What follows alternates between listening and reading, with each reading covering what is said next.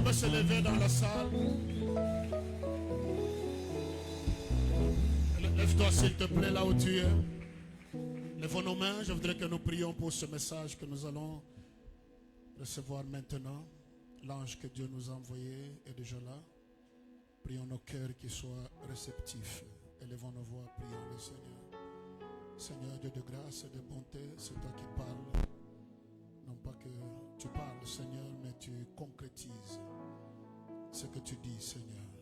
Et c'est toi qui utilises tes serviteurs, leur donnant des paroles qu'il faut. Qu'il en soit ainsi ce matin et que nos cœurs soient réceptifs au Dieu de gloire devant ce message que nous allons écouter. Merci. Que ton règne vienne, que ta volonté soit pleinement accomplie au milieu de nous. Au nom de Jésus. Amen. Acclamez, asseyez-vous s'il vous plaît. Asseyez-vous s'il vous plaît. Que Dieu soit loué. Je disais que Dieu soit loué. Voilà, un honneur d'avoir cet homme de Dieu au milieu de nous. Pour qui j'ai beaucoup de respect et nous avons beaucoup de respect parce que c'est des coachs, c'est des mentors, c'est des aînés, c'est des éclaireurs pour notre génération. Et chaque fois qu'on s'assoit, l'écouter dans un leadership ou dans un culte, c'est toujours un grand honneur pour nous. Il est venu invité par Papa Daniel et hier on a eu une journée très musclée comme on a appelé dose unique qui était très impactante. On a été beaucoup édifiés, beaucoup encouragés et nous disons merci révérend pour ça. Voilà. Et lui avec son équipe, c'est lui qui viendra les présenter tous. C'est lui qui les connaît mieux et il va présenter maman également qui est avec nous ce matin. Et c'est sa première fois d'entrer dans ce bâtiment. Papa lui-même viendra la présenter. C'est une grande famille pour nous à Bruxelles. Voilà, je vous donne un conseil. Si vous vous retrouvez à Bruxelles, nous avons une seule adresse. C'est Fleuve d'eau vive. C'est là qu'il faut aller communier. C'est vraiment une famille telle qu'ils sont avec une générosité de foi déconcertante, embarrassante. C'est ce qu'ils sont. C'est comme ça qu'ils ont été encouragés et encadrés à pouvoir faire les choses. Amen. Alors c'est le révérend pasteur Guylain Lunkunku. Il est au milieu de nous. Je vais lui demander tout simplement de se lever, de s'avancer et nous communiquer le message que Dieu lui a donné pour nous ce matin.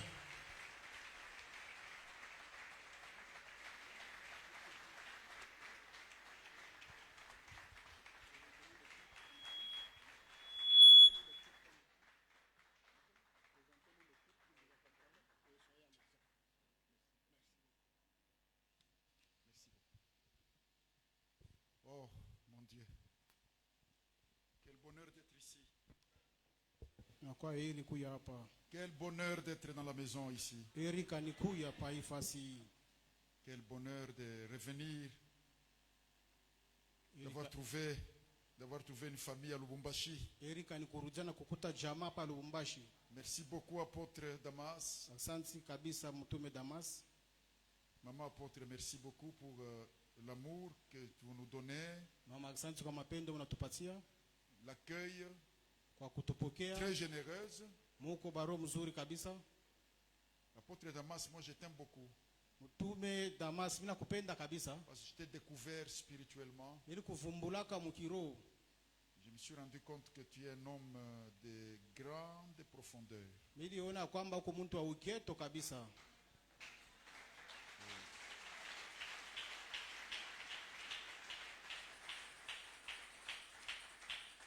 Tu as choisi une grande honnêteté avec Jésus. Et cela est devenu la culture de toute l'Église. Merci de nous associer à ce travail. Je suis venu en effet avec mon épouse, Shadia, une fille de Dieu, une grande consolation pour ma vie, une vraie bénédiction. baraka ya bya kweli. Elle a connu Jésus avant moi longtemps. Yeye alijua Yesu kumbele yangu miaka mingi Parce qu'elle mwanzo, était encore enfant à l'école du dimanche. kwani ni wakati alikuwa mtoto kiloko kushule ya watoto. Quand elle était à l'école du dimanche, Wakati alikuwa kushule ya watoto, moi j'étais à l'école de la rébellion. mimi nilikuwa kuile shule ya batomboki. À 14 ans, j'étais déjà au cachot. Mu 14 ans balikuwa basha kunifunga mu gereza. Non une fois. Hapana mara moja tu. Il y a même des parents de la face, d'en face qui ont dit à leurs enfants, jouez pas avec lui, il est habitué au cachot. Kuko bazazi bakumbetu baranza kusamushi fuatilisha ule mtoto asha kuzobelea kumfunga mu gereza. Mais Dieu ne me voyait pas comme ça. Mungu ashikwanza kuniona vile. Dieu a la conclusion sur ta vie. Mungu hakuna msemo ya mwisho pa maisha yako. Et je suis venu avec elle. Nilikuya pamoja naye. Veux-tu te mettre debout, chérie? Comme ça, on te salue Mke aussi. wangu par simama l'église. bakusalimie pia.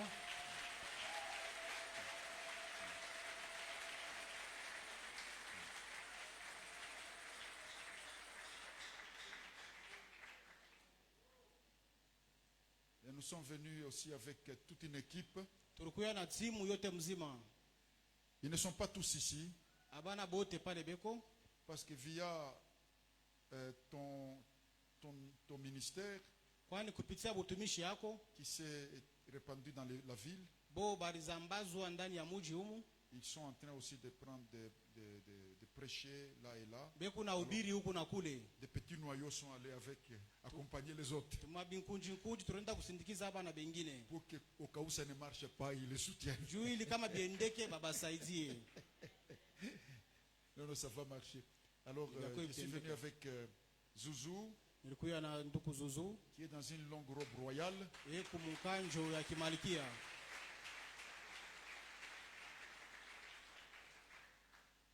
Et c'est elle, la coordinatrice du travail que nous sommes venus faire. Yeye ndio kunaongoza makazi ile tulikuwa kufanya.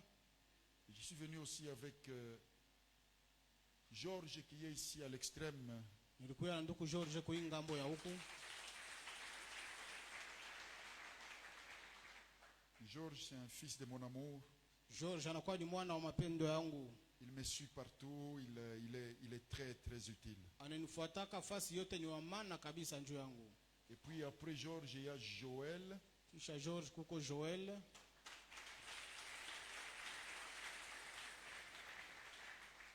Joël, c'est tout simplement un amour frais et sincère pour Jésus. Joel anakuwa ni mapendo ya bia kweli njoo ya Yesu. Et puis j'ai ma fille Ketia, elle c'est mon enfant. Na niko na binti yangu Je suis venu Ketia. avec elle l'an passé, vous la connaissez. Ni mtoto yangu nilikuwa naye mwaka jana, mnamjua.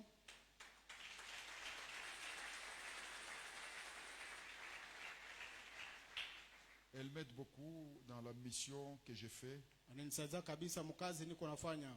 C'est elle qui me fait mes PowerPoint, tout ce dont j'ai besoin pour mes conférences. Yo ncho kunanipangia biote bile mnahitajia njoo ya makongamano. Et puis voilà, il y a moi-même Kisha na mimi mwenyewe niko hapa. qui suis venu pour vous servir. Mimi nikuya njoo kumitumikia.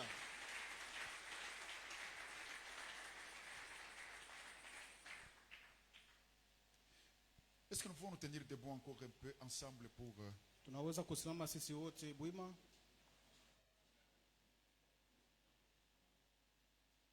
pour juste respirer Jésus. Juu ya kumpumuzika tu Yesu. Parce que Jésus c'est la vie. Kwani Yesu anakuwa ni uzima. C'est la vie, notre vraie vie. Uzima yetu ya biakweli.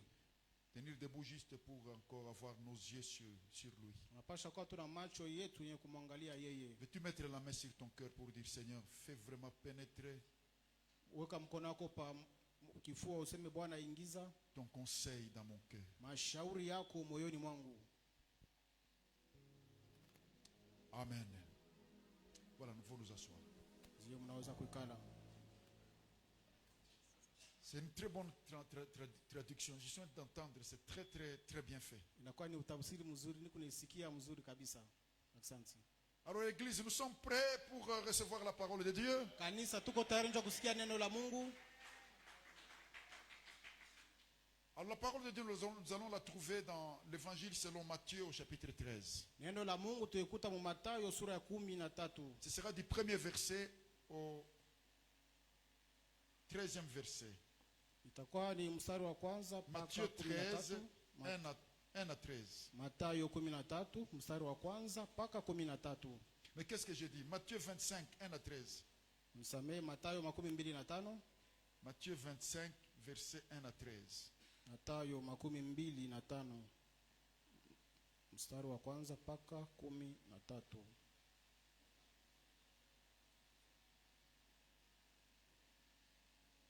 Nous lisons la parole du Seigneur. Tusomeni neno la Si Bwana. votre Bible est ouverte, nous lisons ensemble. Kama Biblia ni kuwazi tusome pamoja. 1, 2, 3. De toute façon, c'est affiché là-bas. 1, 2, 3. Alors le royaume des cieux sera semblable à 10 vierges qui, ayant pris leur lampe, allèrent à la rencontre de l'époux. 5 d'entre elles étaient folles et 5 sages. Les folles, en prenant leur lampe, ne prirent point d'huile avec elles. Mais les sages prirent avec leur lampe de l'huile dans des vases. Comme l'époux tardait, toutes s'assoupirent et s'endormirent. Au milieu de la nuit, on cria: voici l'époux, allez à sa rencontre. Alors toutes ces vierges se réveillèrent et préparèrent leurs lampes. Les folles dirent aux sages: donnez-nous de votre huile, car nos lampes s'éteignent. Les sages répondirent: non, il n'y en aurait pas assez pour nous et pour vous. Allez plutôt chez ceux qui en vendent et achetez-en pour vous. Pendant qu'elles allaient en acheter, l'époux arriva. Celles qui étaient prêtes entrèrent avec lui dans la salle des noces. Et la porte fut fermée.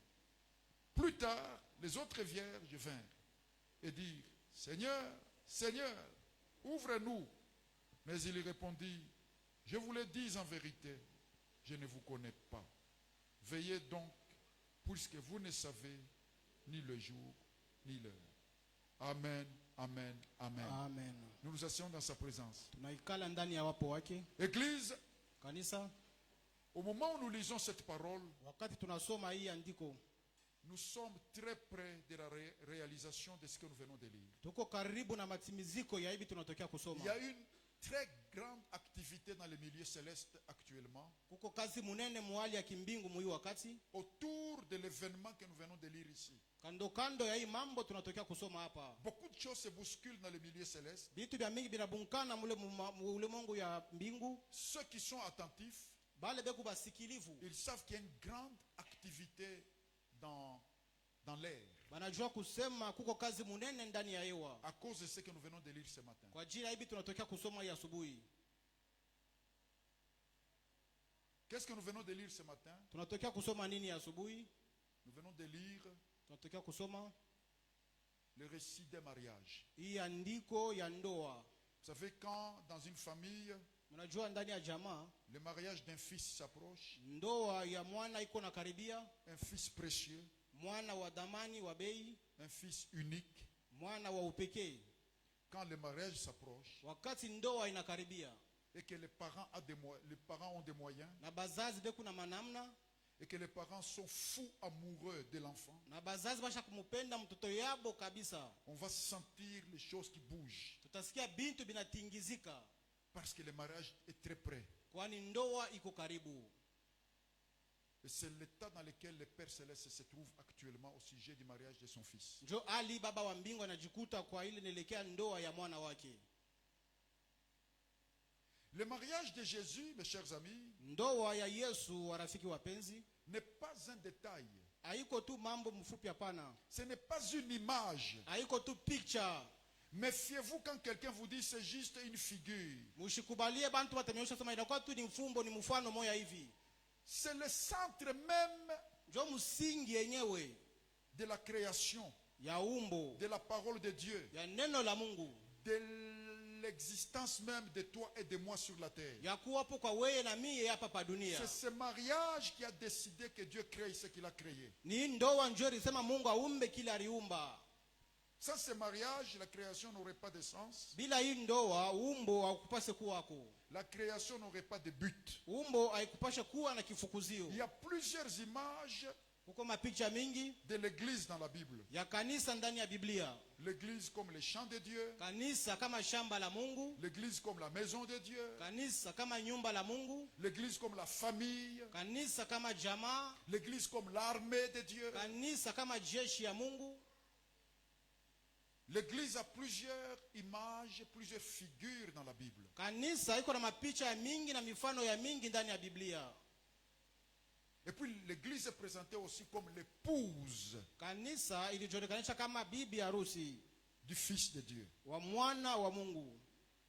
Et cette réalité de l'église comme épouse Na hii ukweli ya kanisa kama bibi harusi n'est pas une image parmi les images de l'église. haina picha katikati ya mapicha ya kanisa. C'est la locomotive du train. Inakuwa ni kiongozi ya mashua. C'est le but de toutes les autres formes de Ni l'église. kifukuzio ya mifano ingine ya kanisa. L'église est le champ de Dieu pour le mariage de Jésus. Kanisa inakuwa shamba la Mungu juu ya ndoa ya L'église est Yesu. l'armée de Dieu pour le mariage de Jésus. Kanisa ni jeshi ya Mungu juu ya ndoa ya L'église Yesu. est la famille de Dieu pour le mariage de Jésus. Kanisa ni jamaa Mungu juu ya ndoa ya Yesu. C'est pourquoi, Ndio kwa maana quand Jésus parle de ce mariage, wakati Yesu anasemezea hii ndoa, il dit c'est ça le royaume de Dieu. anasema njoo ufalme wa Mungu.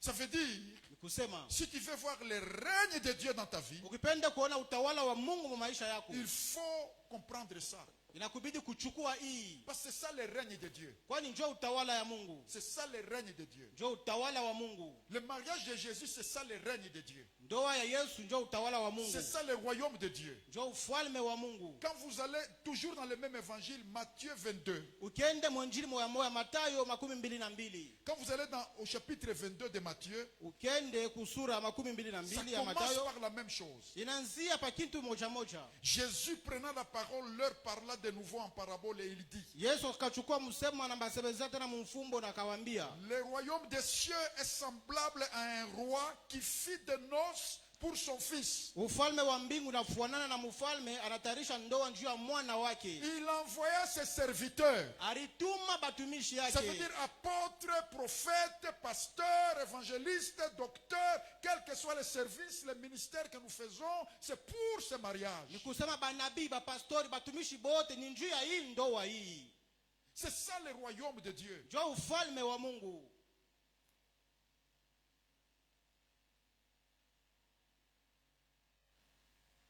Nous allons entrer un peu plus en profondeur de ces choses. Tutaingia kwa mbele muketo ya bibintu.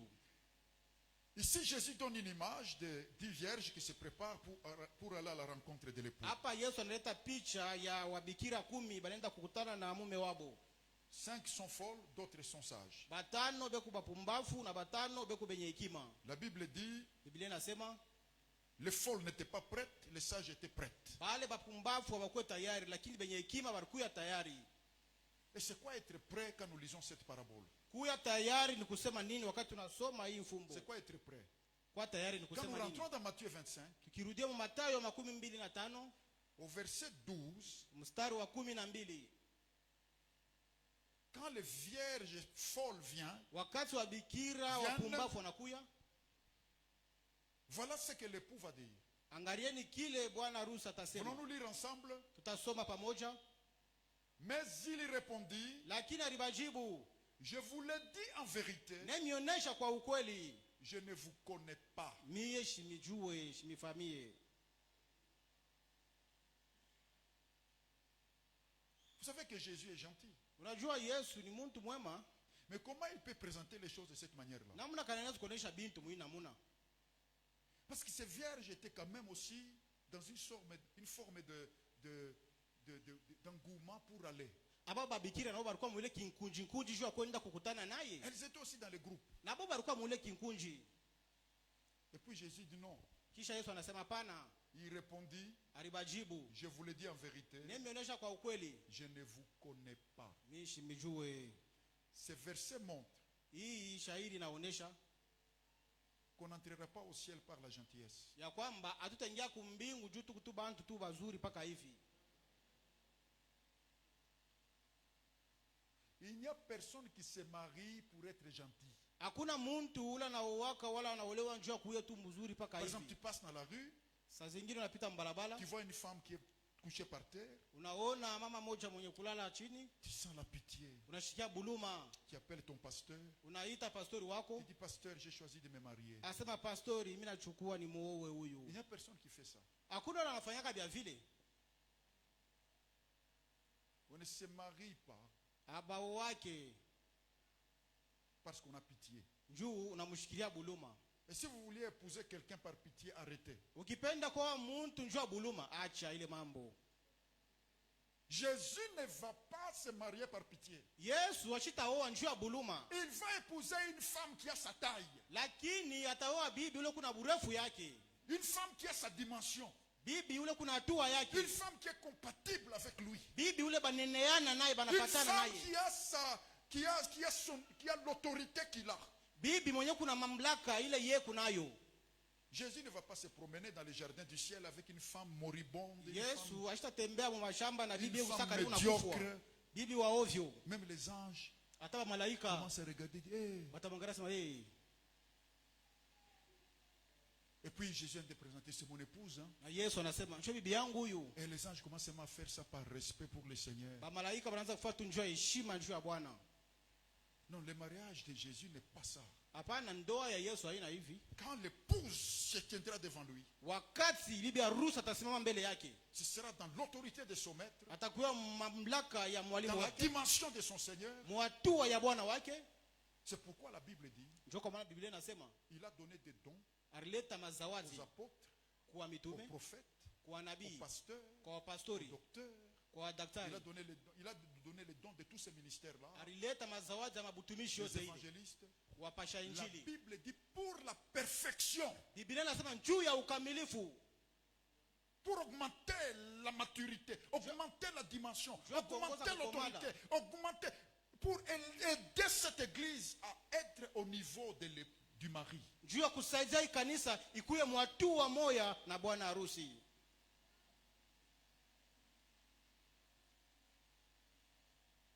C'est pourquoi Paul parle de comment il veut que la fiancée de Jésus lui soit présentée. Njoo kwa maana Paulo anasemezea ule mke wa bwana harusi apate kuonekanika mbele yake.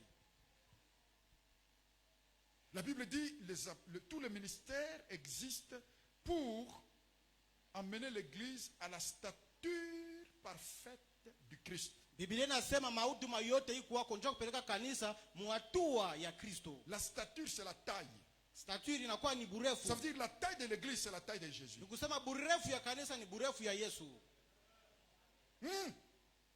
La qualité de vie de Jésus, c'est la qualité de vie de l'épouse. Hali ya maisha ya Yesu njoo hali ya maisha ya bibi. Tel il est, tel nous sommes. Vile yeye eko njoo vile naishia tuiko.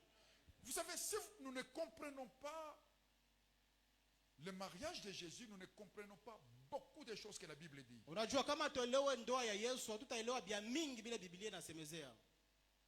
Parce que tout est autour de ça, par ça et pour ça. Kwani vyote viko kando kando ya ile ni njia ya ile na kupitia ile.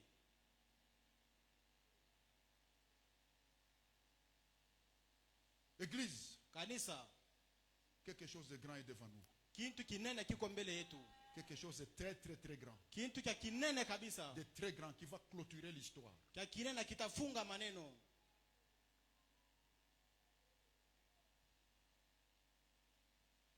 Pourquoi Kwa nini? Jésus est exigeant Yesu eko nakazisha sana. concernant son mariage? Kwa ile nelekea ndoa yake. C'est parce que Jésus sait que son Père lui a dit avant de créer le ciel et la terre. Ni njoo Yesu anajua kusema baba yake kabla aumbe mbingu na dunia. C'est pourquoi il ne prendra pas n'importe quelle femme. Njoo kwa maana huwezi kuchukua mke wowote. Jésus a son épouse Yesu eko na bibi harusi qui wake. est belle, Eko mrembo. qui a la taille de Jésus, Eko na urefu ya qui a Yesu. le rayonnement de Jésus, Eko na meremeta qui kama a la Yesu. brillance et la splendeur de Jésus. Eko na ngala na kumeremeta kama Yesu. Parce qu'avant que Dieu crée le ciel et la terre, Kwani kabla Mungu aumbe mbingu na dunia, il n'y avait ni ciel, ni terre. Je Hakukuya parle de ce mbingu. ciel que nous voyons. wala dunia ile tuko naona leo. Le Père a dit à son fils, Baba alimwambia mwana wake, fils, mwana, il n'est pas bon que tu sois seul. haina mzuri uwe peke yako. Je te ferai une femme pakufanyizia mke qui sera en tout semblable à toi. atafanana na wewe mubiote. Si on ne comprend pas ça, Kama tuelewe hii on ne comprend pas la Bible, na Biblia on ne tuelewe, comprend pas l'église, atuelewe on ne kanisa, comprend pas pourquoi Jésus est venu mourir. atuelewe njua nini Yesu alikuya kufa. Et dès que le Père lui a dit ça, Na wakati baba alimuonesha vile, il a entrepris yeye alianza paka pale avec son esprit na roho yake à préparer kwanza kutayarisha ce mariage-là. ile ndoa ile. Il a créé le ciel, Aliumba mbingu, il a créé la terre, aliumba dunia, et la terre il l'a choisi. na hii udongo Que alichakula. c'est là que je vais préparer la femme de mon fils. Asema njoo pale tatarisha bibi wa mwana wangu. C'est pourquoi dans cet univers, Njoo kwa maana muhii ulimwengu il n'y a aucune planète akuko bahari fulani qui est aussi importante que la terre. iko ya mafaa kabisa kushindia Parce que c'est udongo. le seul endroit où la femme du roi des rois est préparée. Kwani ni fasi moja ile tu mtoto wa mfalme mwenyewe anatayarishwa. C'est pourquoi le roi des rois ne pouvait pas aller verser son sang sur la planète Mars ni Jupiter parce que sa femme n'est pas là. Sa femme est sur la terre. C'est là qu'il va payer la dot. Njoo kwa maana mtoto wa mfalme achukupasha kumwanga damu yake pa bahari ya Mars wala ingine. Alipasha kumwanga hapa kwani njoo pale alipasha kulipia mali yake. La terre est importante. C'est pourquoi quand on va dans les autres planètes, on ne peut même pas vivre. Udongo ni ya mafaa kabisa. Njoo kwa maana ukende mabara ingine hutaweza Parce que c'est kuishi. ici que Dieu prépare les plus grands événements cosmiques Kwani njoo hapa Mungu unatayarisha matendo munene kabisa ulimwengu mzima de tous les temps. ya wakati yote. Quelqu'un dit un beau amen. Amen.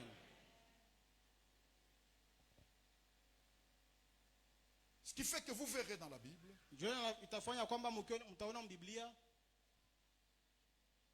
que la Bible s'ouvre Biblia ijifungue avec le mariage. na ndoa. La Bible s'ouvre avec le mariage. Biblia inafunguka na ndoa. Même quand Dieu crée l'homme, Hata wakati Mungu anaumba mwanaume, et quand il crée Ève, wakati anamuumba Eva, au fait, Dieu a un projet. ni kusema Mungu kuna matayarisho. Dieu est en train de voir Jésus Mungu kunaona Yesu et l'Église na kanisa dans l'éternité. ndani ya umilele. C'est pourquoi quand vous allez dans l'épître aux Éphésiens, Njoo kwa maana ukienda kwa barua ya Waefeso au chapitre 5, sura yake ya 5 verset 30, mstari wa 13, la Bible déclare ceci. Biblia inasema hivi. Ésaïe, plutôt, Éphésiens Waefeso 5, verset 30. sura ya 5. Est-ce que nous pouvons lire ensemble? Tunaweza kusoma pamoja? Parce que Kwani nous sommes quoi? tuko nani? Nous sommes quoi? Tuko wanani? Membres de son corps. Wanamemba wa mwili yake. Et le verset suivant dit, Na ile mstari inafuata nasema c'est pourquoi l'homme mwanaume quittera son père atatoka kwa baba yake et sa mère na mama yake, et s'attachera à sa femme. atambatana kwa mke wake. Comment est-ce que Namna gani? une maman accouche un enfant? Mama nazala mtoto, C'est elle qui souffre. yeye ndio aliteswa. Un père donne la vie. Baba analeta uzima. Celui qui souffre pour éduquer cet enfant, Yeye ndio anateswa ndio kumwadibisha yule pour mtoto, voir à ses... kujibia kwa mahitaji yake. Mais pourquoi la Bible dit Kwa nini Biblia que inasemezea pour finir cet enfant va quitter le père? njoo kuisha mambo yote Va mtoto quitter atacha la baba mère. yake, atacha mama yake? Ça veut dire la raison pour laquelle il va quitter est beaucoup plus importante que tous les Ni restes. kusema sababu yenye itatokea ni ya mafaa sana kushindia hivi yote vinabakia. Dans la dimension humaine, évidemment, on ne comprend pas beaucoup de choses. Mfano wa Ce n'est qu'un kimuta symbole. tuelewe. Mais Inafaa ni au mfano. fait, Dieu a placé l'intimité au-dessus de tous les restes. Yesu alitia ushirika juu ya vyote vinabakia. Non, Dieu a placé l'intimité Mungu alitia ushirika au-dessus de tous les restes. juu ya vyote vinabakia. Paul dit, parce que nous sommes membres de son corps, c'est pourquoi l'homme quittera son père et sa mère, s'attachera à sa femme, et les deux deviendront une seule chair. Paulo anasema ni njutu kwa wanamemba wa mwili yake. Njoo kwa maana mume atacha baba yake na mama yake na tajunga kwa mke wake na batakuya mwili moja. Donc Paul dit, le mariage existe. Paulo anasema ndoa iko kwako Parce que nous sommes membres du corps de Jésus. juu tuko na memba wa mwili ya Yesu. Ça veut dire, si Dieu n'avait pas prévu le mariage de Jésus, Nikusema kama Mungu asikutayarisha ndoa ya Yesu, il n'y aurait pas eu de mariage sur la terre, akupashe kwa mandoa pa il n'y dunia, aurait pas eu de famille, akupashe kwa majamaa, et pour tout simplement, on n'existerait pas. juu tu atukupashake kuyako. C'est le mariage de Jésus qui nous fait exister. Ni ndoa ya Yesu ndio anafanya tukuyepo. C'est comme même quand Dieu crée l'homme, il le crée Ndio kwa maana wakati Mungu anaomba mwanaume anamuumba sur ce modèle-là. mwile mfano ile, Il crée la femme anaomba mke sur le modèle du mariage de Jésus et l'Église. ule mfano ya ndoa ya Kristo na kanisa. C'est pourquoi toutes les règles qu'il donne dans les mariages, la Ndio kwa Bible maana dit, maagizo yote analeta mundoa, Biblia inasema c'est par rapport à Christ et l'Église. ni kuambatana na Kristo na kanisa. S'il n'y avait pas le Christ et l'Église, Kama ukuye Kristo na kanisa, les règles dans les mariages n'auraient plus de sens. ile makanuni ndani ya mandoa ikupashe kwa na maana yayo. Pourquoi Dieu dit que la femme se soumette à son mari? Kwa nini Biblia inasema mke apate kumtii bwana yake? Est-ce que vous pensez que les maris sont plus intelligents que les femmes? Munaelewa kusema babwana bonjo kwa akili kushinda babibi? Pas toujours. Hapana, kila mara. Parfois, Mawakati ingine, mais pas toujours. lakini haina saa yote. Il y a des femmes Kuko babibi qui bengine vivent avec leur mari comme des petits-enfants. beku naishi na babwana yabo saba toto kiloko. Donc si Dieu dit que la femme doit se soumettre, il y a une raison. Kama Biblia inasema mke anapasha kujitiisha, ni kusema kuko Il sababu. s'agit de la relation entre Jésus et l'Église. Ni kati ya uhusiano ya Kristo na kanisa. C'est ça qui fait que Dieu donne de telles lois Njole anafanya Mungu alete masheria ya et de hivi telles règles et une telle structure dans les na mariages humains. makanuni ya hivi na mpangilio ya bintu hivi ndani ya ndoa ya bantu.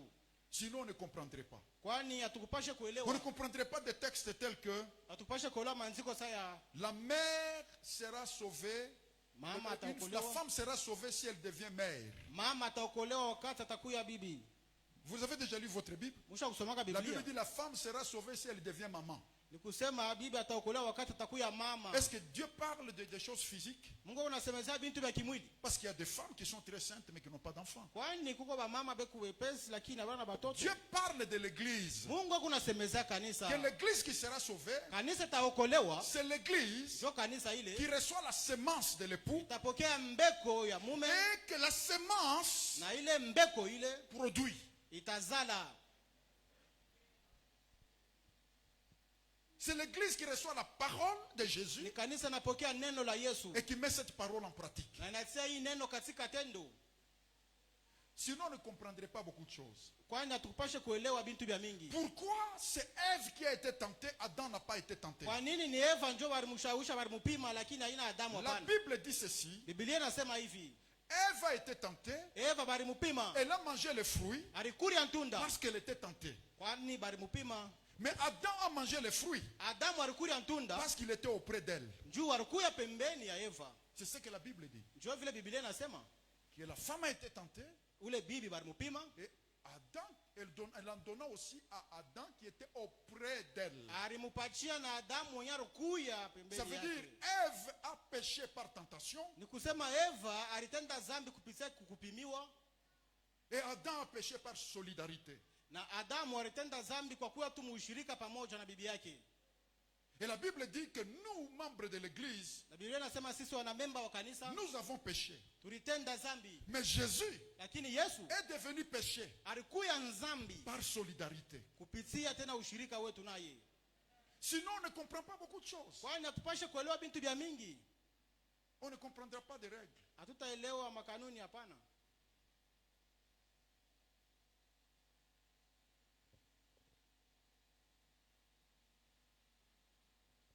Alors, mes chers amis, pour aller plus loin, afin que nous puissions Marafiki yangu juu twende mbali bâtir quelque chose qui nous aide, ili tujenge kitu kimoja cha kutusaidia. je disais donc que la Bible commence par un mariage. Nilisema Biblia inaanzia pa ndoa. Vous allez voir au moment où Dieu Mtaona wakati ile Mungu bénit le mariage d'Adam et Ève, anabariki ndoa ya Adamu na Eva, il a tout fini. yeye alimaliza vyote, Il entre dans le sabbat. anaingia msabato. Et il ne pouvait pas entrer dans le sabbat sans d'abord marier Adam et Ève. Hakuweza kuingia msabato kabla yeye kubariki Adamu na Eva.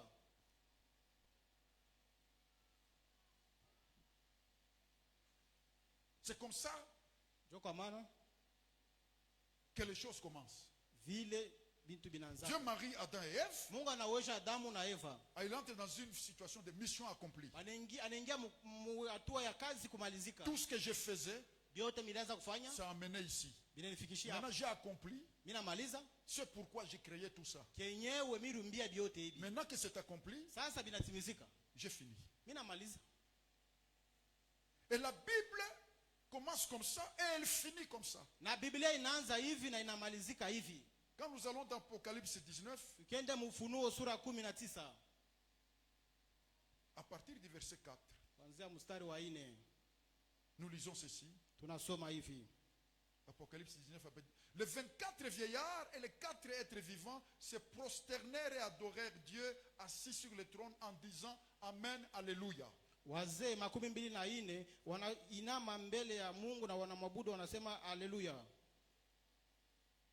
Et une voix sortit du trône, Na sauti moja inatoka muenzi, écoutez bien, disant Sikilizeni. louez notre Dieu, wanasema tumusifu Mungu wetu, vous tous ses serviteurs, nyinyi wote batumishi yake, vous qui les craignez, mwe mkuna muongopa, petits et grands. batoto na bakubwa.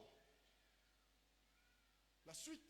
Yafuatayo, Et j'entendis comme une voix d'une foule nombreuse, comme un bruit de grosses eaux et comme un bruit de fort tonnerre, disant Alléluia! nashikasa sauti ya bantu ba mingi, Car le Seigneur notre Dieu, tout-puissant, est entré dans son règne. C'est ça qui explique banasema mfalme wote anaingia ce qui ndani ya était au utawala début. wake. Dieu marie Adam et Ève, il entre quelque part où il a fini. La Bible dit Dieu va entrer dans son règne bientôt. Njo inamaanisha vyote vile wanasema Mungu yeye kisha kuumba anaingia mapumziko, kisha njo utawala wake itaanzishwa. Comme si avant il ne régnait pas. Utaona saa kama kuumbele ashikwanzake kutawala. Mais qu'est-ce qu'il attend pour entrer dans son règne? Hebu nachunga nini njo kurudia mutawala Le wake. verset suivant dit Shairi yafuatayo inasema, réjouissons-nous et soyons dans l'allégresse et donnons-lui gloire. À partir de maintenant, donnons-lui gloire, car les noces de l'agneau sont venues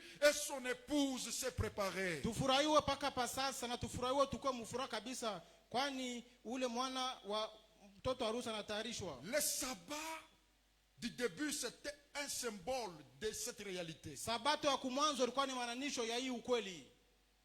Donnons-lui gloire maintenant. Tumupatie utukufu hapa sasa. Comme si avant, Utaona saa kumwanzo Dieu ne régnait pas. Mungu ashikwanze kutawala.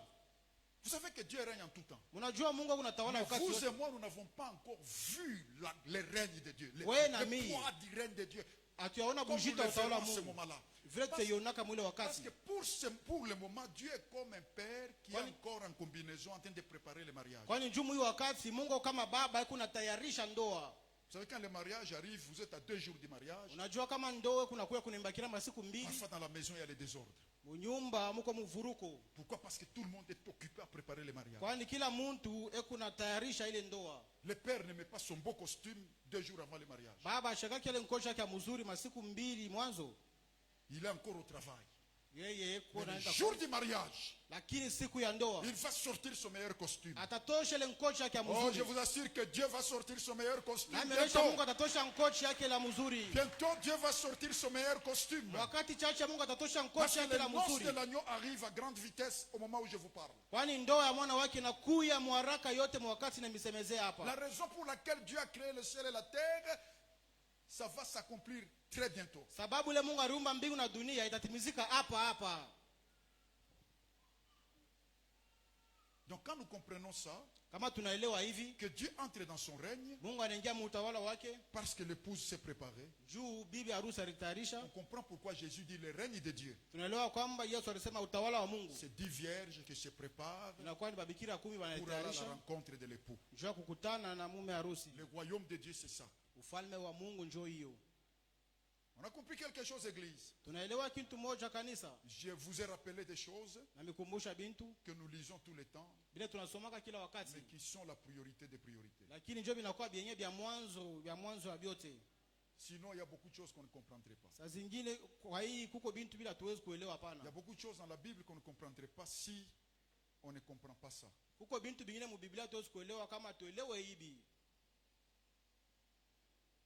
Dès lors, Kuanzia hapo, la grande question, swali munene qui est ma dernière partie de mon intervention aujourd'hui dans la maison de Dieu, inakuwa sehemu yangu ya mwisho mahubiri yangu ya leo mu nyumba ya Mungu, c'est la question de c'est quoi finalement le mariage là. kusema ndoa yenyewe ni nini. revenons Tunarudilia dans Matthieu au chapitre 25, le verset 12. Mathayo 25 shairi ya Dans Matthieu 12. 25 au verset 12, Mathayo 25 nous shairi ya relisons encore 12. cette parole. Tunasomulula tena hii neno. Et puis nous pouvons lire ça ensemble. Tutasoma tena 1, pamoja. 2, 3. Mais il répondit, je vous le dis en vérité, je ne vous connais pas. Quand Jésus dit ça, Wakati Yesu anasema hivi, qu'est-ce qu'il est en train de dire? hebu nasema nini? Il est en train de dire Hebu nasema que le mariage, ya kusema ndoa. le mariage c'est l'intimité, Ndoa inakuwa ni ushirika, c'est l'attachement inakuwa ni kuambatana intime. ya ushirika.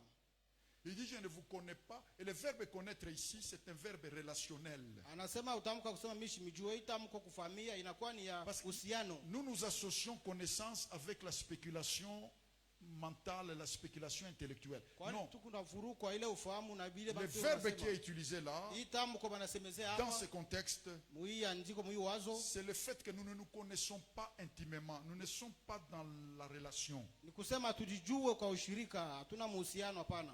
On ne fait pas entrer dans son intimité profonde quelqu'un qu'on ne connaît pas ou quelqu'un avec qui on a un rapport superficiel. Hatuwezi kuingia tena muketo ndani ya uhusiano na mtu la tujuane tunaye vya kabisa vya uketo hapana. L'être humain ne se déshabille que devant son conjoint. Muntu muumbe yeye anaondoshaka mavazi paka mbele ya bwana yake au bibi yake. Parce que l'intimité Kwani ushirika n'appartient pas à tout le monde. aina ya bantu bote hapana. C'est ça le ciel. Njoo mbingu Le ile. ciel est un endroit de relations fortes, Mbingu inakuwa fasi ya mahusiano ya nguvu, de l'attachement profond. ya kuambatana kwa uketo. Ce n'est pas une question de confession de foi, Haina mambo ya kukiri imani hapana. l'adhésion intellectuelle à la foi. Kuingia mambo ya akili au bingine hapana. Quand je me suis converti, on nous avait appris, dès que tu dis Seigneur Jésus entre dans mon cœur, tout est fini. Wakati mimi naamini balisema sema tu Bwana ingia moyo wangu na vyote vinamalizikia pale. La conversion, Kuamini c'est l'attachement. inakuwa ni kuambatana. Quelqu'un déclare un mot amen. Amen. La conversion, c'est l'attachement. Kuamini inakuwa ni kuambatana. Et c'est ça la définition du mariage que nous avons dans Genèse 2, 24. Njoo yenyewe inamaanisha hii ndoa Mwanzo sura ya 2 shairi ya 24. L'homme quittera son père, s'attachera. Mume atatoka kwa baba yake na atambatana. Les deux deviendront une seule chair. Boba wawili watakuya mwili moja. Il y a trois verbes. Kuko tena matamko Quitter, tatu pale. s'attacher, devenir. Kutoka kuambatana na kuwa. Quitter, c'est juste une condition. Kutoka inakuwa tu ni kanuni. Devenir une seule chair, c'est juste un descriptif de la forme de l'amitié, de l'attachement. Kuya mwili moja inakuwa tu ni kimananisho ya ile inakuwa kuambatana. Mais s'attacher, c'est le verbe principal qui définit le mariage. Lakini kuambatana njoo inakuwa tena tamko ya msingi juu ya ndoa. Il s'attachera à Atambatana sa femme. kwa bibi Les yake. deux Boba wawili deviendront watakuwa une seule mwili chair. moja. C'est l'attachement suprême. Ni kuambatana kwa hatua ya juu. C'est l'attachement total. Kuambatana kwa utele. C'est l'attachement que Dieu avait prévu entre les chrétiens et Jésus. Ça veut dire on est lié avec Jésus au quotidien. Kuambatana kule Mungu alitayarisha njoo wa Bakristo bambatane na Yesu kila siku. C'est ça être chrétien. Njoo kuya Mkristo ile. Être chrétien, c'est être attaché comme un fou à Jésus. Kuya Mkristo ni kuambatana kabisa kama On mwana mazuri kwa devient Yesu. un. Unakuya umoja naye. C'est pourquoi Jésus lui-même il dit, Njoo kwa maana Yesu peke yake anasema celui qui ne mange pas ma chair, ule ashikure mwili qui ne wangu, boit pas mon sang, ashikune damu il yangu. veut qu'on s'attache, Yesu anapenda qu'on tujambatanishe kwake. s'imprègne de lui, Tujiingize ndani mwake. qu'on le consomme, Tumukule yeye. qu'on se remplit de lui. Tujijaze naye. C'est pourquoi la Bible dit le baptême Njoo kwa maana Biblia inasema que nous ubatizo avons reçu. ile tulipokea Par ce baptême-là, kupitia ile ubatizo Ce ne sont plus nous qui vivons, c'est Jésus qui vit en nous. haiko sisi tuko naishi, ni Yesu kunaishi ndani yetu. C'est un attachement profond. Ni kuambatana kwa uketo kabisa. Chaque matin quand tu vas au travail, c'est Jésus qui va au travail. Kila asubuhi ukienda kukazi ni Yesu anaenda kukazi. Quand tu vas à l'école, c'est Jésus qui va à l'école. Ukienda kushule ni Yesu anaenda kushule. Et quand je prêche, c'est Jésus qui prêche. Wakati ninahubiri ni Yesu kunahubiri. Être chrétien, c'est être lié totalement avec Jésus. Kuya mukristo ni kuambatana kabisa kwa Yesu. C'est pourquoi on appelle la Sainte Seine la communion. Njoo kwa maana wanataka meza la Bwana ushirika. C'est être lié ensemble. Ni kuambatana pamoja. Parce qu'au fait, c'était le plan de Dieu en nous créant. Kwani njoo kwa matayarisho ya Mungu wakati kunaumba. Dieu nous créait pour Jésus. Mungu anaanza kutuumba njoo ya Yesu. L'apôtre Paul dit, Mtume Paulo anasema, Paul est à vous. Paul est à vous. Paul anakuwa wenu. Cephas est à vous. Cephas anakuwa wenu. Apollos est à vous. Apollos ni wenu. Les choses présentes sont à vous. Vitu vya leo ni vyenu. La vie est à vous. Maisha uzima ni yenu. Même la mort Hata kifo vous appartient. inakuwa ni yenu. Mais vous n'appartenez pas à la mort. Lakini moyo hamuna balufu. Même quand il y a deuil, tu n'appartiens pas à ce Hata kama deuil-là. kuna kilio hauna wa ile kilio. Les choses présentes sont à vous. Vitu vya leo ni Les vyenu. choses à venir sont à vous. Vitu vijayo ni vyenu. Ça veut dire même les choses que nous verrons au ciel Nikusema hata vitu tutaona ne kumbili. remplaceront pas Jésus. Habita mkombola Yesu. Les choses présentes, Vitu vya leo. même si tu as des succès, Hata ça ne kama kuna remplace kufaulu. pas Jésus dans ta famille. Abibebe Ça fuasha ne Yesu remplace jamaa pas yako. Jésus dans ta vie. Abibebe fuasha Yesu maisha yako. La Bible dit tout est à vous. Biblia inasema vyote ni vyenu. Mais vous, Lakini moyo vous êtes à Christ. muko ba Kristo Et Christ na Kristo est à Dieu. eko wa Mungu. Vous, Mweye vous appartenez à Jésus. muko ba Et Yesu Jésus na Yesu appartient à Dieu. anakuwa wa Mungu. C'est pourquoi nous ne pouvons pas avoir de relation avec Dieu sans Jésus. Njoo kwa maana tuwezi kuwa na uhusiano na Mungu bila Yesu. C'est lui l'image de Dieu. Yeye ndio picha ya Mungu. Sans Jésus, nous sommes aveugles. Bila Yesu tuko Nous bipofu. ne voyons pas Dieu. Nous Hatutaona n'avons Mungu. pas de chemin vers Dieu. Hatuna njia mbele ya Parce que Mungu. nous sommes créés liés à Jésus. Kwa sababu anatuumba mwenye kuambatana na La Yesu. Bible dit c'est en lui que Dieu nous a créés avant la fondation du Biblia inasema ni monde. ndani yake tuliumba mbele dunia iumbiwe. C'est en lui que Dieu nous a élus avant la fondation du Ni monde. ndani yake Mungu alituchakula mbele aumbe dunia. Ça veut dire sans Jésus tu n'as pas d'élection, tu Ni n'es kusema rien. bila Yesu hata kuchakula Ça hauna fait que kitu. Jésus qui te retrouve ta vraie taille, ta vraie Yes. dimension, ta vraie valeur. Anakupatia urefu yake, anakupatia bei ya vya kweli. Jésus est le cadeau de Dieu aux hommes. Yesu ni zawadi ya bantu kwa Jésus Mungu. est le trésor suprême pour l'humanité. Yesu ni hazina ya vya kweli vya Rien dunia. ne peut se comparer à Jésus, rien ne peut remplacer Jésus dans nos vies. Hakuna kitu kitakombola Yesu maisha yetu. Jésus est la richesse de nos maisons. Il est Yesu la anakuwa richesse de utajiri nos ya familles. nyumba yetu ya majamaa yetu. Jésus est la gloire et la splendeur de nos vies. Yesu ni utukufu na kumeremeta kwa maisha yetu. Ce ne sont pas les millions qui te feront Haina briller. mamilioni ndio takumeremetesha. La Bible déclare Biblia inasema que c'est lui notre splendeur. yeye ndio anakuwa kumeremeta kwetu. Un jour, Jésus me dit, Siku moja Yesu ananionyesha une des choses qui vous séduit beaucoup en ce temps, mmoja ya bintu vile biku mitongoza leo c'est ce que vous appelez destinée. ni bile mko naita ujio. Mais c'est moi votre destinée. Na mimi ndio ujio wenu. C'est moi votre destinée. Mimi ndio ujio wenu. Jésus veut que tu saches qu'il est la destinée de ta vie. Yes, Jésus veut que tu saches qu'il est l'avenir de ta vie. Il est le futur de ta vie. Yeye ndio maisha yako ya kesho. Il est la cause de ton existence. Yeye ndio anakuwa sababu ya kuishi Il est kwako. le chemin de ta vie. Ni njia maisha Et il est yako. l'aboutissement de ta vie. Yeah, Quelqu'un acclame pour Jésus dans cet endroit. Il est digne de louange, il est digne de gloire. Jésus est la valeur de l'église. Jésus est la gloire de son peuple. Jésus est le bonheur de sa maison. Jésus est la prédication de l'église. Jésus est le but de notre poursuite. Jésus est celui pour qui nous transpirons. Yesu ndio tunavuisha Yesu. Jésus Yesu et Jésus ni Yesu. et Jésus Na Yesu et tena. encore Jésus Na Yesu et tena. toujours Jésus et plus encore de Jésus. Zaidi tena Nous Yesu. vivons pour lui. Tunaishi Nous juu vivons yake. à cause de lui. Tuishi tena juu yake. Nous respirons à cause de Jésus. Tunapumzika ni Yesu. Jésus n'est pas un moyen. Yesu haina tu namna. Il est le but. Yeye ni kifukuzio. Jésus n'est pas un piston. Yesu haina tu piston hapana. Il est notre raison de vivre. Yeye anakuwa ni sababu ya kuishi kwetu. Nous n'utilisons pas Jésus pour aller quelque part. Hatutumikishe Yesu njoo kufika fasi fulani. Non, nous regardons à lui pour être transformés dans son image. Lakini tunamwangalia njoo tufananishwe tena mpicha yake. Parce que c'est lui notre gloire.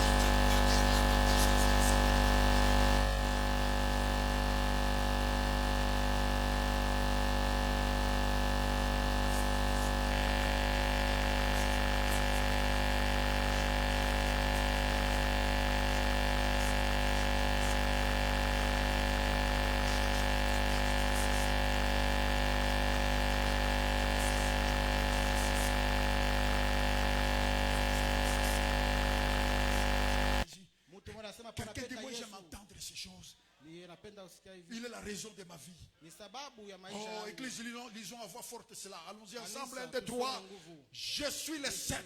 Vous êtes le sarment. Celui qui demeure en moi et en qui je demeure porte beaucoup de fruits. Car sans moi, vous ne pouvez rien faire. Rien faire. Vrai banda, chakamarabos. Vrai mama. Quelqu'un bénit le nom de Jésus à l'endroit où il est. Quelqu'un glorifie le nom de Jésus. Quelqu'un dit il est ma solution. Quelqu'un dit il est ma stratégie. Quelqu'un dit il est ma stratégie. Anakuwa ni ufunzi wangu. Je vous dis la vérité. Ameonyesha ukweli. Je vous dis la vérité. Ameonyesha ukweli. Quelle que soit la pourriture de la situation dans ta famille, Ingawa kuoza kwa ouvrez mambo ya l'espace jamaa à Jésus. Ouais, Faites place à Jésus. Faites place à Jésus. acha ile fuashi, umwachie Yesu ile fuashi. Faites place à Jésus. Umwachie Yesu fasi. La Bible déclare celui qui demeure en moi. Biblia inasema ule Et anaketi ndani en yangu qui je demeure. na ule ndani yake naketi, Celui-là aura des résultats. ule atakuya na Quelle matokeo que soit sa famille, ingawa quelles jamaa que yake, soient ses histoires. ingawa bintu Je vous ai yake. dit, il y a des Bionesha. parents qui ont dit à leurs enfants de ne pas jouer avec moi parce que j'étais habitué au Huko péché. bazazi baraambia watoto wao basi msheze na ule Mais dans la washamzobela même gereza. ville, Paka mule mji ici à mmoja. Colosie où j'étais né, Paka kule mimi nilizaliwa. des années plus tard, Dieu dit rentre là où tu étais né. Va Miaka faire une mingi. croisade. Asema uende ufanye kongamano J'ai kule. fait une croisade à la place de la Poste là à Colosie. À l'époque, c'était un terrain vague. Nilienda kufanya kongamano kukolezi. C'était diffusé en direct à la radio, des miracles. Dieu faisait des choses. Miujiza ilikuwa mingi na bintu bya mingi.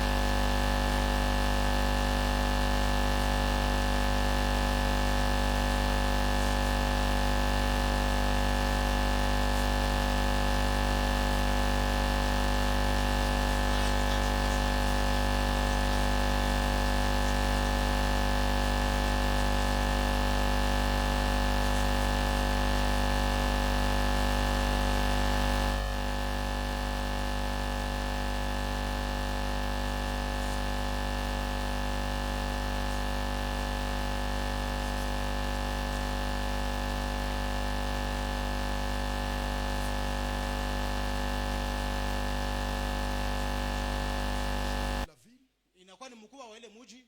qui te demande.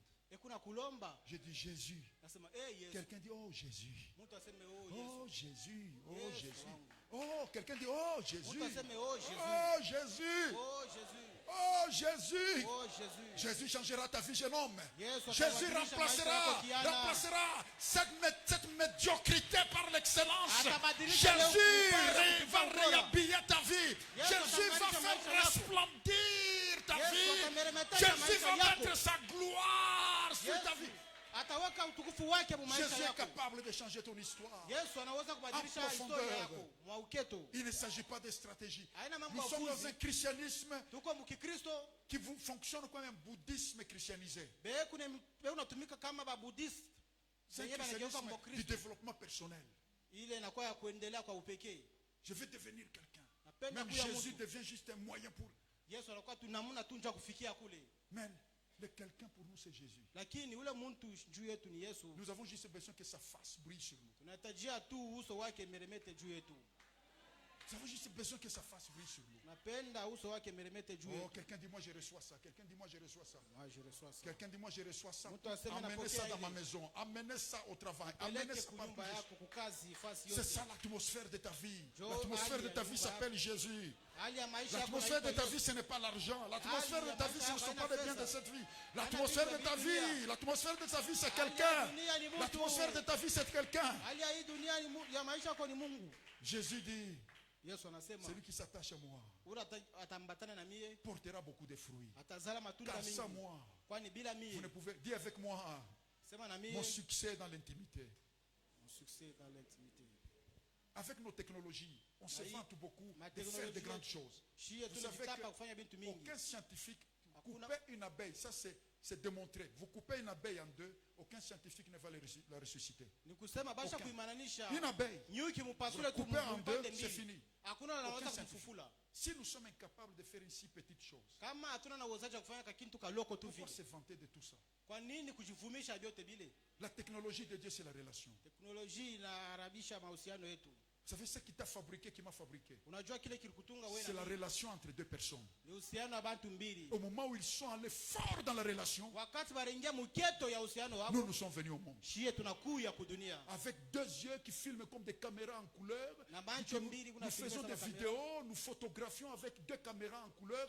Il n'y a pas de confusion. Tu as deux yeux, c'est comme si tu n'as qu'un. Hakuna mvuruko. Macho mbili tuna sasa kuna moya tu. Oh, quelqu'un acclame, acclame, acclame. Shangilia, shangilia. Quelqu'un acclame fort. Très fort pour Jésus ici. Shangilia tena juu ya Yesu. Rien ne va t'apporter autant que l'amitié. Hakuna kile kinaweza kuleta zaidi kushinzia urafiki. L'amitié avec Jésus fera plus de choses dans ta vie. Urafiki pamoja na Yesu tafanya vitu binene maisha yako. L'amitié, juste l'amitié avec lui, Urafiki tu naye accomplira beaucoup plus. itatimiza vya mingi sana. Et je finis avec quoi, mes amis? Maliza na nini barafiki? Quand vous allez dans 1 Corinthiens 1, verset 9, Vile mnajua Wakorintho wa kwanza sura ya kwanza shairi ya Bible nous 9, dit que- Biblia inasema il y a quelqu'un qui veut connaître son appel? kuko mtu anapenda Je kutambua vais vous mwito parler wake. de votre appel. Napenda kumsemezea juu ya mwito wenu. Ah, nous lisons ensemble 1 Corinthiens 1, verset 9. Wakorintho wa kwanza sura ya Corinthiens kwanza chapitre shairi 1. ya 9. 1 Corinthiens chapitre 1. Wakorintho wa kwanza. Voilà, verset 9. Alors shairi allons-y ya ensemble, 9. nous lisons. Tusome. Dieu est fidèle. Mungu ni mwaminifu. Lui qui vous a appelé Mwenye à la aliniita communion kwa de son ushirika Fils wa mwana wake Jésus-Christ notre Yesu Seigneur. Kristo. Dieu nous a appelés à quoi? Mungu alituita kunini? À la relation. Kuya uhusiano Et avec qui? na nani? Avec Jésus. Na Yesu. C'est ça la stratégie de Dieu. Jo ufunzi wa Mungu. C'est juste connaître Jésus Ni kumjua tu Yesu intimement. katika ushirika wa nguvu. Un jour, j'étais dans un moment de prière. Siku moja nilikuwa mwakati wa Ça maombi, devenait profond. ilikuwa ya Je uketo sana. ressentais ce bonheur d'être avec lui. Nilishikia tena kuwa karibu naye Et kabisa. puis je lui dis, Kisha namuonesha, Seigneur, Bwana, je voudrais te connaître profondément. napenda kukujua muketo. Et je l'ai entendu tout de suite aussi me répondre. Ili mshikane nijibu pale pale. Moi aussi, Na mie pia je voudrais napenda te connaître kufamia profondément. kwa uketo. Jésus Yesu a soif d'amitié. yuko na kiu ya urafiki. Jésus a besoin de relations, frères. Yesu anahitajia mahusiano. Toutes ces autres choses qui semblent être pour nous intéresser, Hivi vyote hivi vinapenda kokota tena ça angalisho yetu. s'appelle les autres choses. Inaitwa bintu bingine. Concentre toute ton énergie Weka nguvu yako yote à l'amitié avec Jésus. kuburafiki na Yesu. Toute ton énergie. Nguvu yako yote. S'il te plaît, aime Na Jésus. kusi. Umupende Yesu.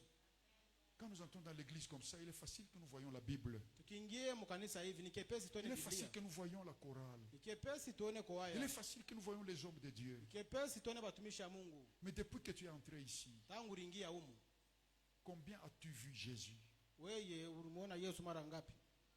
Pourtant, il n'y a personne ici qui est aussi présent Japo hakuna mtu ule kwa hapa au milieu de nous comme lui. katikati yetu kama yeye. Nous, les hommes, tu peux être quelque part, tu penses à autre chose. Si, Mais c'est Jésus, il est puissamment présent. Tunaweza kuya hapa lakini maweza kuwa shine. Yesu Alors, ni je te dis uwezo hapa. qu'il te sauve ce matin.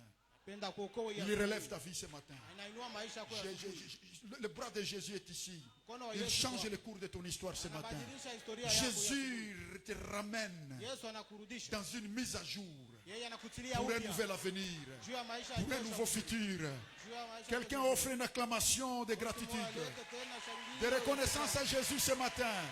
Il est digne, il est digne, il est digne de notre attachement. Anastahili tumambatane.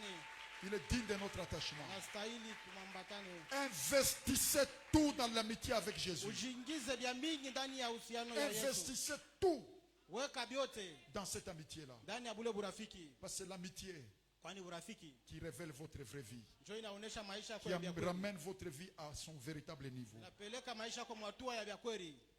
Merci, homme de Dieu. Asante mtumishi wa Mungu.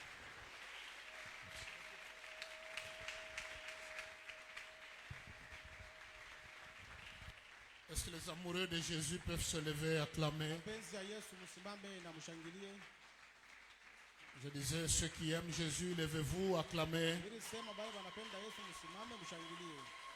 Jésus aime la communion. Yesu anapenda ushirika. Jésus cherche l'attachement. Yesu anapenda kuambatana naye. Il est le but, il est la raison de tout.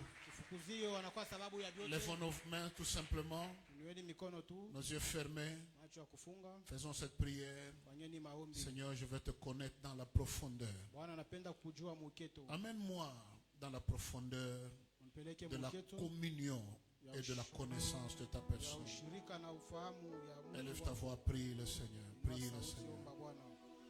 On nous a dit que rien ne peut l'égaler, s'égaler à lui dans ce monde. Alituonesha kuna kile kitalinganishwa naye. Jésus, c'est tout ce qu'il nous faut. Yesu njoo ile netufai. Il est notre destinée, il est notre succès, il est tout pour nous. Ujio kufaulu kwetu ni kyote juu yetu. Entrer en profondeur de l'intimité avec Ya lui. muketo ya uhusiano na Élève ta voix, prie pour toi-même. sauti, omba juu ya pekee. Seigneur, amène-moi encore en profondeur. Amène-moi. Je veux l'attachement, je veux la communion. Élève ta voix, prie, élève ta voix, prie.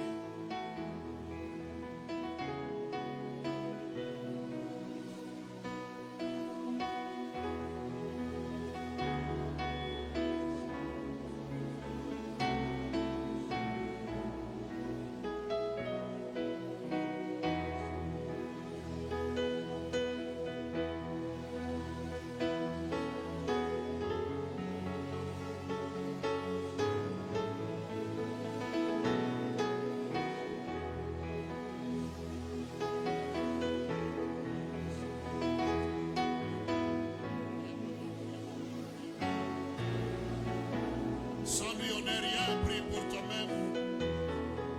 Sans lui, on ne fera rien, on n'ira nulle part. Jésus est tout, Jésus est tout, Jésus est tout. Prie pour ton corps, ton âme et ton esprit, que tout entier tu vives une communion inlassable avec lui.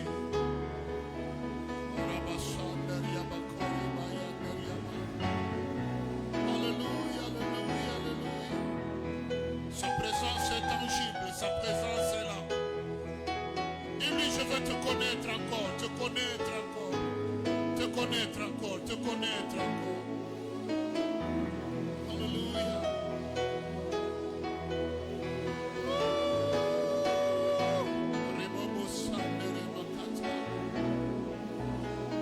Sans toi, nous n'irons nulle part. Sans toi, nous ne ferons rien. Sans toi, il n'y a pas d'issue, il n'y a pas de chemin. Sans toi, il n'y a pas de vie, il n'y a pas de vérité. Sans toi, c'est la mort, c'est la désolation, c'est le chaos, c'est la perte, une perte éternelle. Mais avec toi, c'est l'espérance de la gloire. Avec toi, c'est la vie. Avec toi, c'est la vie éternelle. Avec toi, c'est la longévité. Avec toi, c'est la santé. Avec toi, c'est la grandeur. Avec toi, c'est le règne, Seigneur. Oh, mon Dieu. Que nous soyons dignes, éternel de gloire, d'entrer par les portes aux noces de l'agneau, Seigneur. Dans cette nouvelle cité qui viendra du ciel, qui descendra d'en haut, Seigneur. Père de gloire, apprends-nous à t'aimer, apprends-nous à vivre pour toi, à vivre avec toi, Seigneur. Te voir en tout, te toucher en tout, te palper en tout. Marcher avec toi, Seigneur. Faire des choses comme toi, avoir ton ADN, te ressembler. Seigneur de gloire, te ressembler, avoir ta stature, avoir ta taille, avoir ta puissance, avoir ta connaissance, avoir te regarder comme toi, palper comme toi, toucher comme toi, parler comme toi, ne parler que de toi, Seigneur. Tu es tout pour nous, Seigneur. Nous voulons, Dieu de gloire, te connaître dans la profondeur. Entrer encore dans la profondeur de l'intimité. L'intimité dans la prière, l'intimité dans la parole, l'intimité dans le ministère, Seigneur. Que tout, Seigneur, exhale le parfum de ta connaissance, le parfum de ta présence. Que nos filles deviennent comme ce champ arrosé, ce champ pour Jésus. Que tout soit pour Jésus, Seigneur. Le psalmiste dit, les paroles pleines de charme bouillonnent dans mon cœur. Je dis, mon œuvre est pour le roi. Seigneur, que notre vie soit pour toi, nos maisons pour toi, nos diplômes pour toi, nos emplois pour toi, tout pour toi, Seigneur, et rien pour nous, rien pour le monde, rien pour le diable. Notre jeunesse pour toi, notre vigueur pour toi, Seigneur. Que toi, tu transparaisses au travers de nos vies.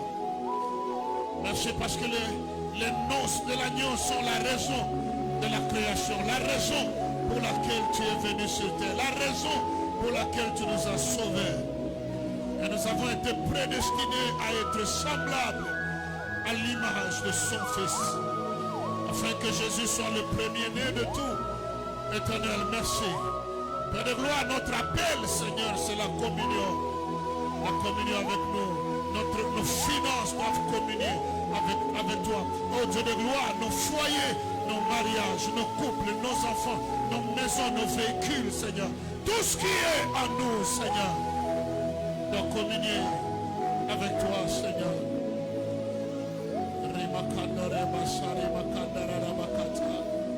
Alléluia. Faisons ce chant ensemble.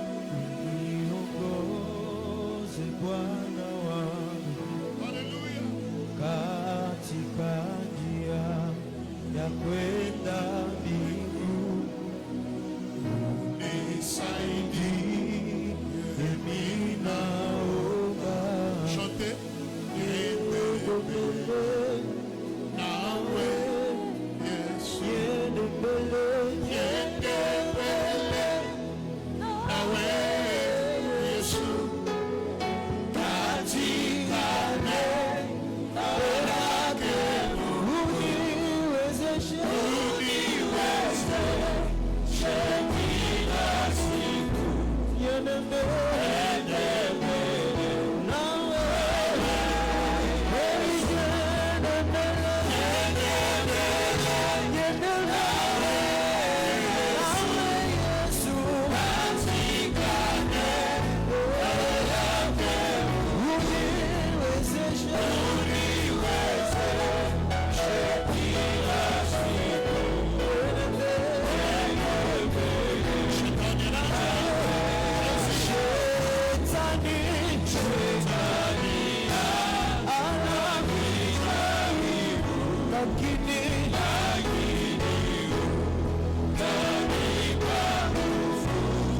Shetani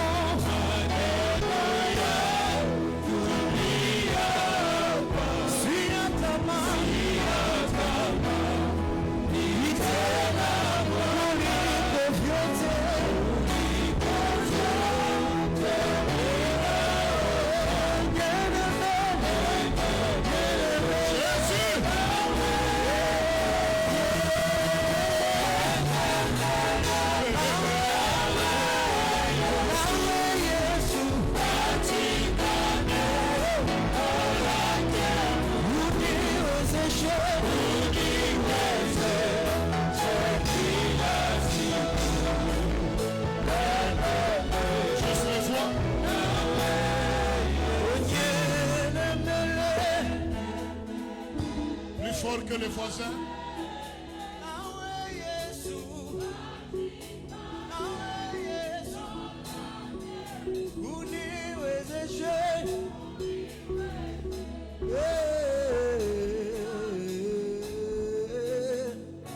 One more time. Plus fort que les voisins. Tu lèves tes mains, tu chantes comme si tu priais.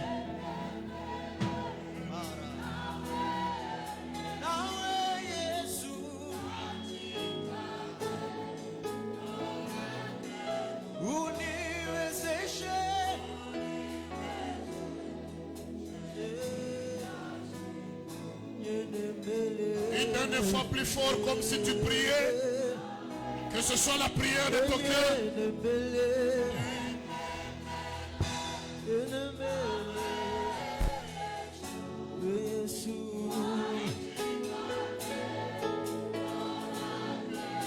uniwezeshe.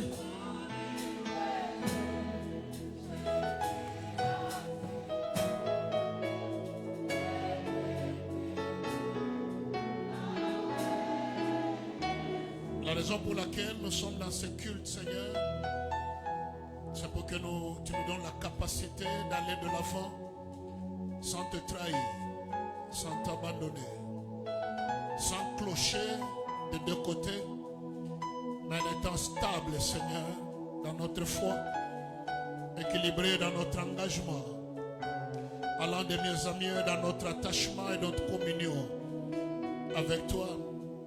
Et ça, on ne peut pas le faire sans le concours de ton esprit. Nous avons besoin que cet esprit éternel, cet esprit céleste, cet esprit créateur, crée une nouvelle soif en nous partant de ce matin, d'avoir nos yeux rivés sur toi pour l'éternité. Que tout en nous soit pour ta gloire. Aide-nous, Seigneur, nous ne voulons pas être statiques. Nous ne voulons pas reculer, nous ne voulons pas tourner en rond, mais nous voulons aller de l'avant. Aide les uns et les autres.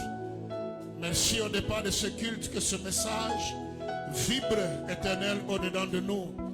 C'est un message qui nous ramène à l'essentiel, qui nous aide à nous focaliser sur ce qui est plus substantiel. Merci de bénir ton serviteur, de bénir son épouse, de bénir ses fils et ses filles qui l'ont accompagné, de bénir nos cœurs éternels de gloire par ce message. Merci Père éternel. Demain ils vont partir, Seigneur de gloire.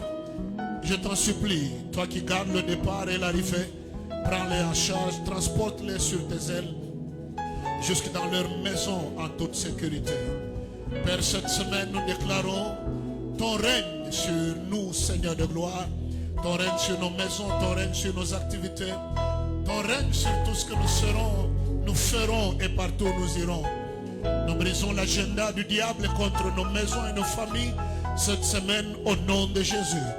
Et nous voulons que l'autel du règne de Dieu, du royaume de Dieu, soit bâti, enraciné dans nos cœurs et dans nos maisons. Dans quelques secondes, nous allons quitter ce bâtiment.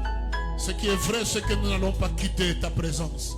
Nous partirons de ce lieu en ta présence éternelle, bénis au départ et bénis à l'arrivée. Ceux qui vont se déplacer pour des raisons variées cette semaine, garde leur départ et garde leur arrivée. Que rien de mal n'arrive à qui que ce soit au nom de Jésus. Nous te disons que ton règne vienne et que ta volonté soit pleinement accomplie. Au nom de Jésus, nous allons en paix. Amen, amen et amen. Que Dieu vous bénisse abondamment.